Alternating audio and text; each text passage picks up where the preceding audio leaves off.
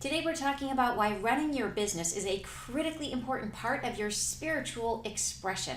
I'm Ann Tucker, and this is the Spirit Means Business YouTube channel. And if you like seeing videos like this, please don't forget to like this video and subscribe using that button over there in the corner.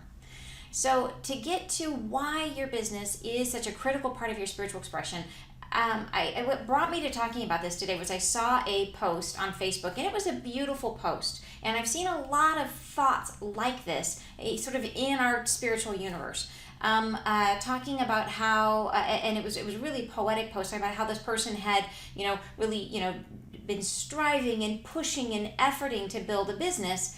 And at the end of the day, they sort of heard from Spirit that striving and pushing is not the way to walk in Spirit, that the idea is to allow and to let the business, and basically if they stop pushing, that the clients will come to them.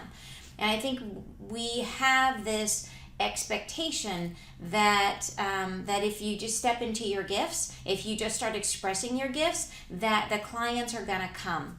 And to some degree that can happen, right? Like it can happen where you are supported naturally. That once you start putting it out there that you're a healer, that all of a sudden all the people that you're meant to work with are going to line up in your path. However, how many broke healers do you know? Right? So the reason I ask that is because how well is that working for everybody? Not very well. Like there's a lot of healers out there, a lot of coaches out there, a lot of people who are channels, people who are trying to express their gifts in the world and are not having the success that they want. They're frustrated and they're struggling and they're trying to allow and they're trying to stay in that space and it's not working.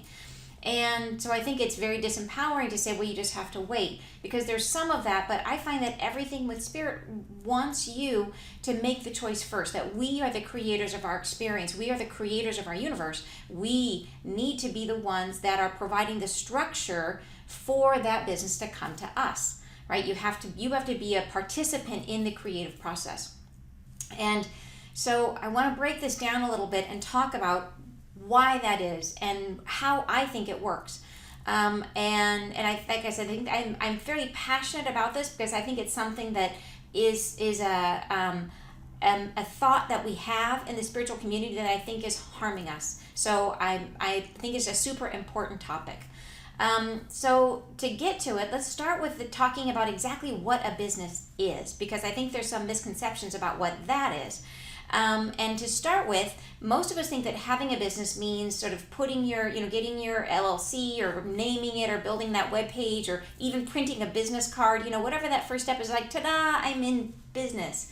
And what the differentiation is so if you start out with a business and you don't have any sales, then you don't actually have a business yet. What you have is something that you love doing. And I hate to call it a hobby because that sounds belittling, because it's not belittling. I don't mean to belittle it at all, but it's not yet a business, right? It's a pastime. It's something that you're doing because you love. But until you make that first sale, it's we're not quite there yet. So think of this as like the sale is like the lifeblood of the business. But one sale does not make a business. So you start with, and think about this as a comparison to creation in nature.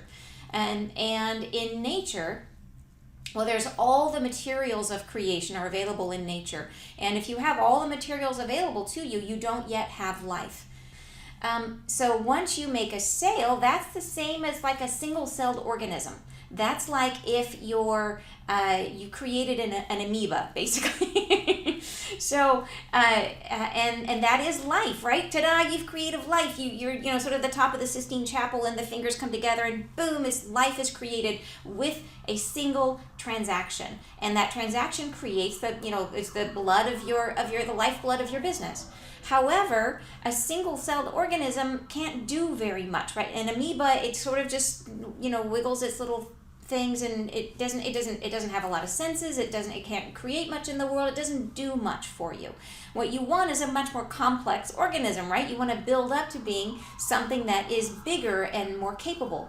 And in order to do that, what has to happen to that single-celled organism? It has to divide, right? It has to replicate itself. It has to become more than one.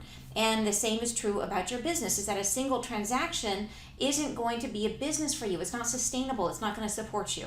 And that's what a lot of us end up with is we end up with a single transaction. You make a sale, you get a client, you think, yay, I've got a business. But if you can't make that sale multiply, if you can't create more from that one sale, then you just have a transaction. You just have an amoeba.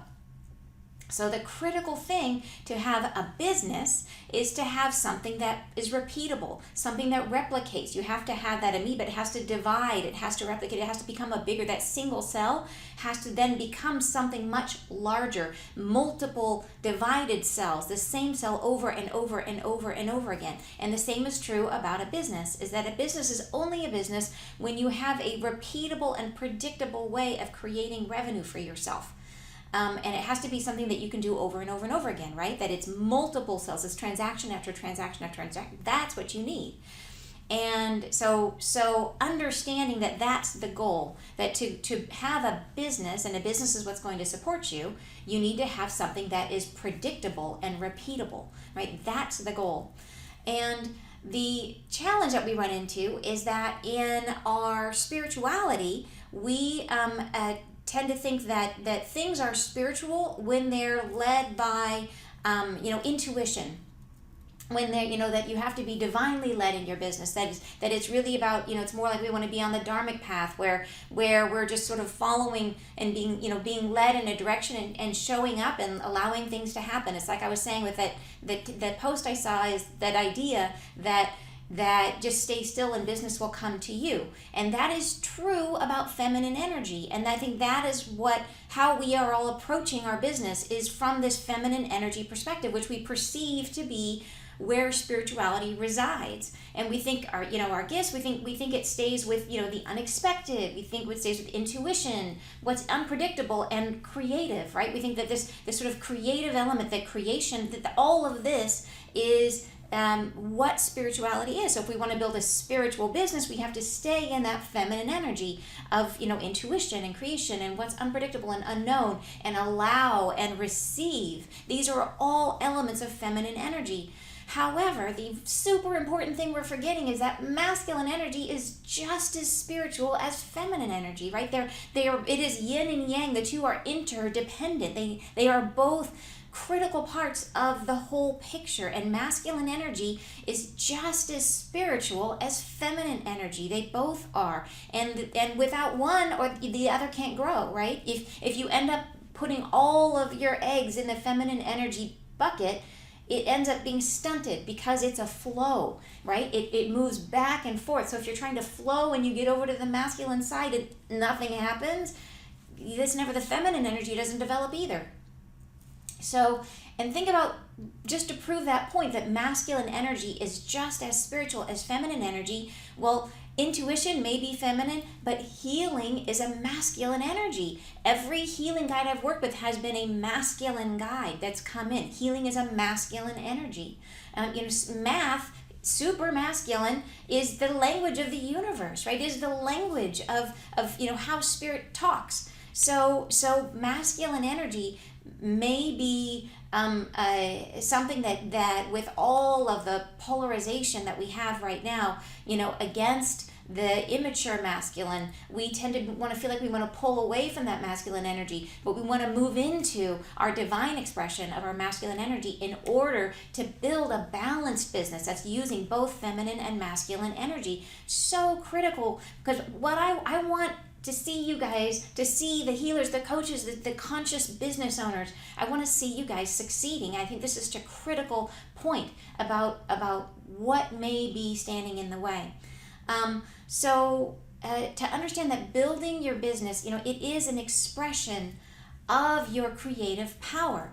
That the reason that we're all here is to be able to express ourselves as the creative beings that we are each of us individually sparks of source, that we are all divine creators.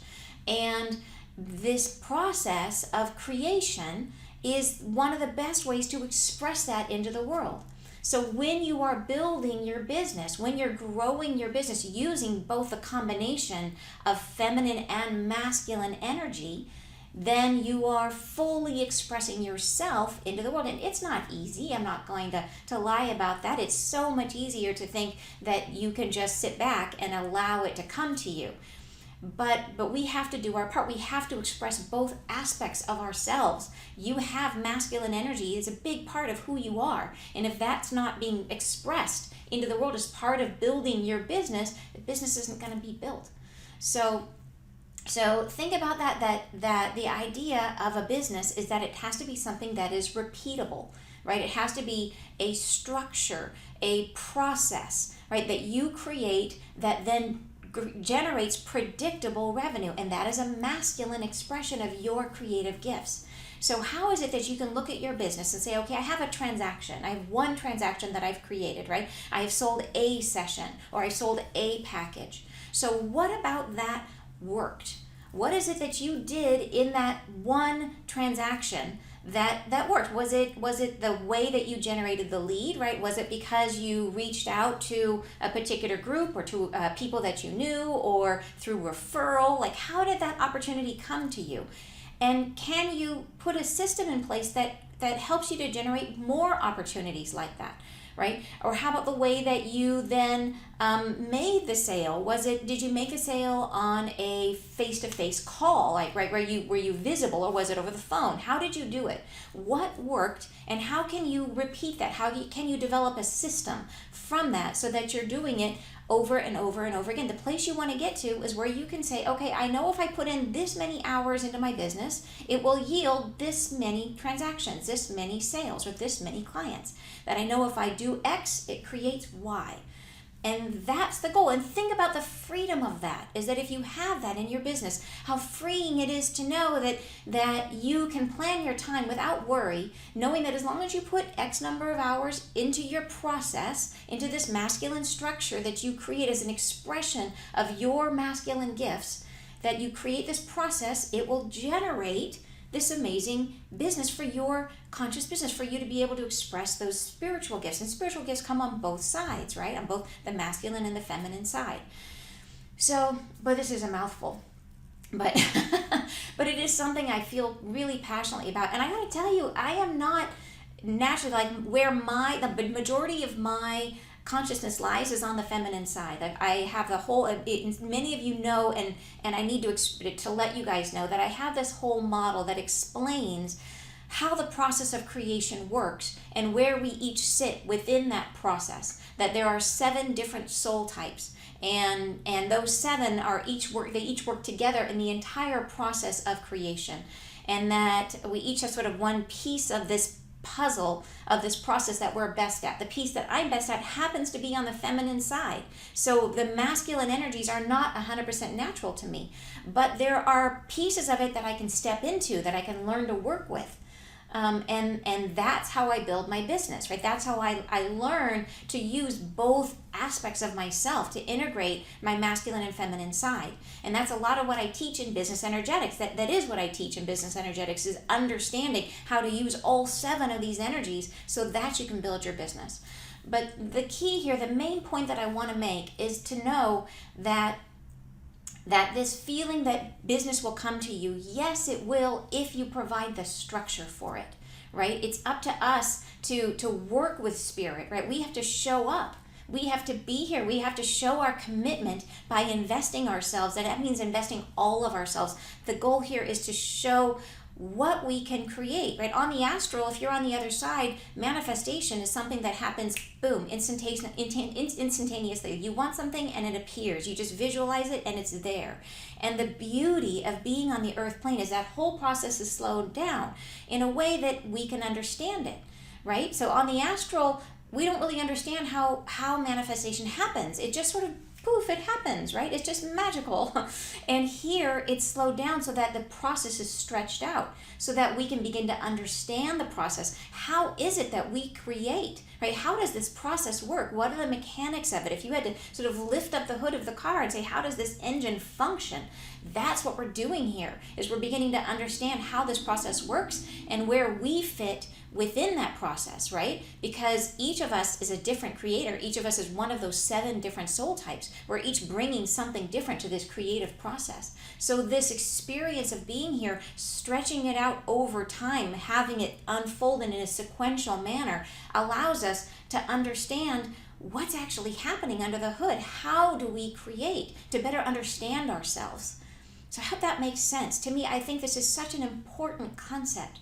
And I think a place where we get so misled with the very best intentions, right? We want to be able to share our gifts in the world, and we want to be able to express spirit. But I think it's so important to know that to express spirit, you got to express it fully. You got to express both sides, and we've got to show up in our businesses with both our intuition, the unpredictable, the creative, the unexpected, as well as the repeatable, as well as, that healing energy, all these other elements of the masculine side, that help us to build the structure for our business. And that's what we need to support ourselves. We need that so that we can make a space for ourselves in the world.